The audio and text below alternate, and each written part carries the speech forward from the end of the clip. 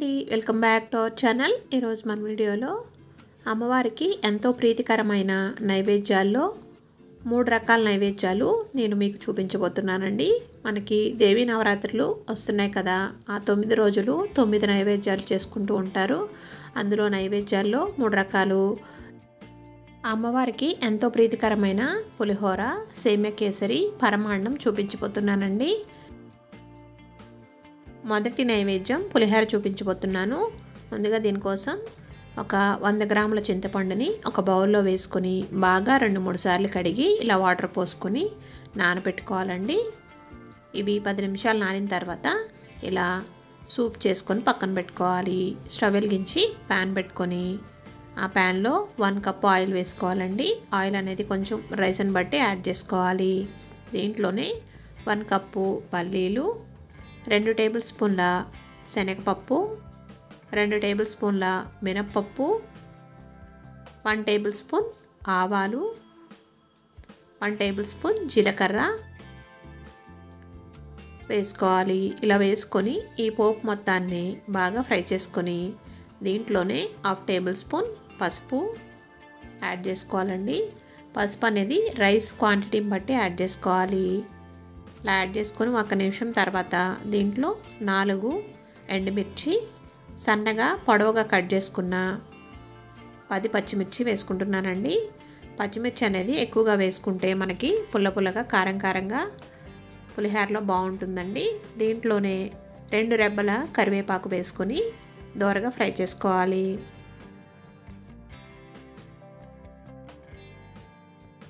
ఈ విధంగా ఫ్రై అయిన దాంట్లో ముందుగా మనం రెడీగా పెట్టుకున్న చింతపండు గుజ్జుని వేసుకోవాలండి.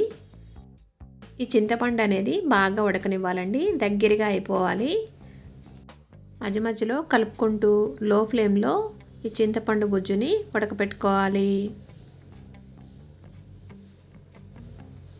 ఒక 5 నిమిషాలు ఇలా ఉడికిన తర్వాత 1 టేబుల్ స్పూన్ బెల్లాన్ని యాడ్ చేసుకుంటున్నాను. మరి పుల్లగా అనిపించకుండా కొంచెం స్వీట్ని యాడ్ చేస్తే టేస్ట్ బాగుంటుందండి పులిహోర అనేది. 1 టేబుల్ స్పూన్ కల్లుప్పు వేసుకుంటున్నాను. రైస్కి సరిపడా కల్లుప్పుని యాడ్ చేసేసుకోవాలి. కావాలంటే మనం సాల్ట్ని మధ్యలో యాడ్ చేసుకోవచ్చండి రైస్లో. ఇలా కల్లుప్పు వేసుకొని ఈ 2 బాగా మిక్స్ అయ్యేటట్టు ఒక 5 నిమిషాలు కుక్ చేసుకోవాలి.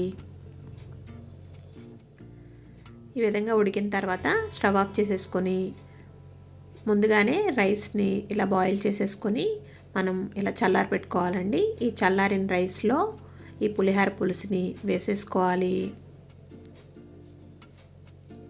వేసుకొని ఈ పులిహోర పులుసు అంతా రైస్కి పట్టేటట్టు బాగా కలుపుకోవాలండి.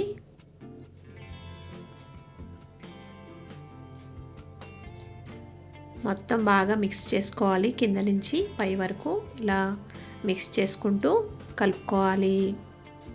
చింతపండు పులిహోర రెడీ అయిపోయిందండి. ఇప్పుడు ఒక బౌల్లోకి సర్వ్ చేసేసుకుందాం. ఎంతో ప్రీతికరమైన అమ్మవారి నైవేద్యాల్లో పులిహోర అనేది మనకి రెడీ అయిపోయింది. అమ్మవారి నైవేద్యాల్లో 2వ రకం తీపి పరమాన్నం అండి. పరమాన్నం అనేది అమ్మవారికి ఎంతో ప్రీతికరమైందండి. విరిగిపోకుండా చిక్కగా పరమాన్నం రావాలంటే ఈ టిప్స్ పాటించండి. ముందుగా రైస్ని ఒక 250 గ్రామ్స్ రైస్ని ఇలా బాగా కడిగేసి ముందుగానే నానబెట్టుకోవాలండి. అలాగే ఒక బౌల్లో 3 టేబుల్ స్పూన్ల సగ్గుబియ్యాన్ని కూడా నానబెట్టుకోవాలి. 300 గ్రాముల బెల్లాన్ని ఇలా తురుముకొని పక్కన పెట్టుకోవాలి. స్టవ్ వెలిగించి మందపాటి గిన్నెని పెట్టుకొని ఇలా 1 లీటరు చిక్కటి పాలని వేసుకోవాలండి. చిక్కటి పాలు అయితే మనకి పరమాన్నం అనేది టేస్టీగా వస్తుందండి. ఇలా చిక్కటి పాలు పోసుకొని ఇవి పాలు మరిగేలోగా వేరే ఒక స్టవ్ మీద ప్యాన్ పెట్టుకొని 2 టేబుల్ స్పూన్ నెయ్యి వేసుకోవాలి. నెయ్యి వేసుకొని కాజుని వేయించుకుంటున్నానండి. ఈ విధంగా కాజు వేసుకొని ఒక 2 నిమిషాలు ఫ్రై చేసుకోవాలి. ఈ కాజులోనే కిస్మిస్ని కూడా యాడ్ చేసుకుంటున్నానండి. కాజు కొంచెం ఫ్రై అయిన తర్వాత ఇలా కిస్మిస్ని యాడ్ చేసుకొని ఫ్రై చేసుకోవాలి. కిస్మిస్ అనేవి తొందరగా మాడిపోతాయండి. ఈ వేడికే ఫ్రై అయిపోతాయి కాబట్టి స్టవ్ ఆఫ్ చేసేసుకొని పక్కన పెట్టుకుందాం. పాలు ఈ విధంగా మరుగుతుండగా ఒకసారి గరిటెతో కలుపుకొని మీగడ పట్టకుండా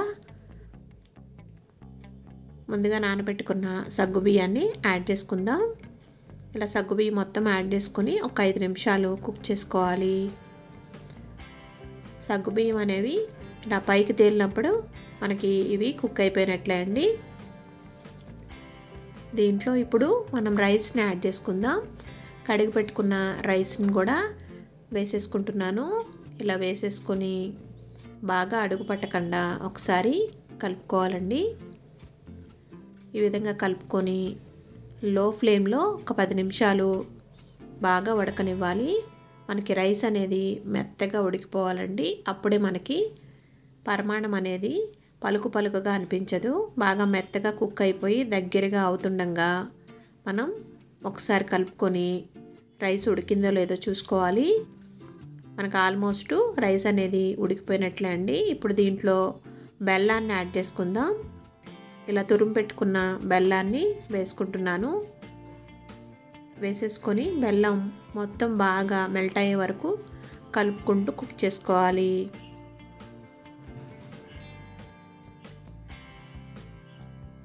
ఈ విధంగా చిక్కగా బెల్లం మొత్తం మెల్ట్ అయిపోయిన తర్వాత దీంట్లోనే 1 టేబుల్ స్పూన్ ఇలాచీ పౌడర్ కూడా వేసుకుంటున్నాను. ఇలా వేసేసుకొని కలుపుకొని కుక్ చేసుకోవాలి. బెల్లం వేసుకున్న వెంటనే స్టవ్ ఆఫ్ చేసేసుకోకూడదండి. మనకి బెల్లంలోని పాకమంతా కరిగి జిగురుగా వచ్చే వరకు కుక్ చేసుకున్నామంటే పరమాణం అనేది టేస్టీగా ఉంటుంది. ఈ విధంగా కుక్ అయిన దాంట్లో కొన్ని డ్రై ఫ్రూట్స్ వేయించుకున్నవి వేసుకుంటున్నానండి. ఇలా వేసుకొని ఒకసారి కలుపుకొని స్టవ్ ఆఫ్ చేసేసుకుందాం. ఎంతో ప్రీతికరమైన పరమాణం అనేది రెడీ అయిపోయింది. సర్వ్ చేసుకుందాం. అమ్మవారి నైవేద్యాల్లో 3వ రకం నైవేద్యం వచ్చేసి సేమియా కేసరి అండి. ఈ సేమియా కేసరి ఎలా చేసుకోవాలో చూద్దాం. స్టవ్ వెలిగించి ప్యాన్ పెట్టుకొని 1 కప్పు నెయ్యిని ఇలా వేసుకుంటున్నాను. వేసుకొని 1 టేబుల్ స్పూన్ జీడిపప్పు వేసుకొని ఫ్రై చేసుకోవాలి.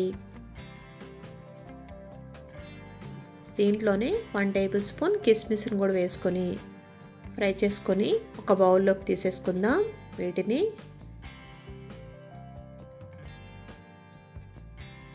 ఇప్పుడు దీంట్లోనే 1 కప్పు సేమియాని యాడ్ చేసుకుంటున్నాను. ఇలా యాడ్ చేసుకొని నెయ్యిలో ఈ సేమియాని బాగా ఫ్రై చేసుకోవాలండి.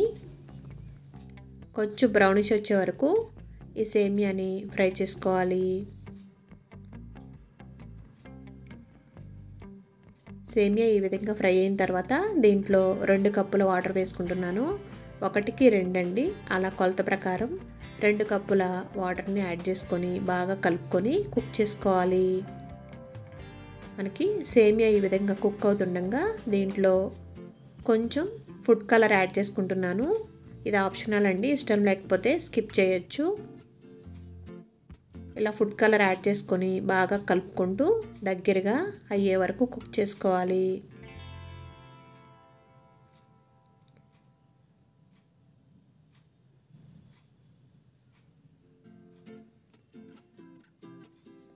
ఈ విధంగా కుక్ అయిన దాంట్లో 1/2 కప్పు షుగర్ని యాడ్ చేసుకుంటున్నాను. దీంట్లోనే 1 టేబుల్ స్పూన్ ఇలాచీ పౌడర్ కూడా వేసుకొని బాగా కలుపుకొని కుక్ చేసుకోవాలండి. ఈ పంచదార మొత్తం మెల్ట్ అయిపోయి చిక్కగా అయ్యే వరకు కుక్ చేసుకోవాలి.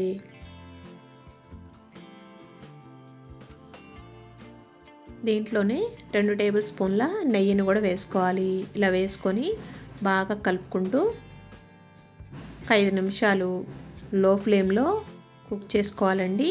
ఈ సేమియా అనేది ప్యాన్ని విడిపోతున్నట్లు అనిపిస్తుంటే కనుక స్టవ్ ఆఫ్ చేసేసుకోవడమే.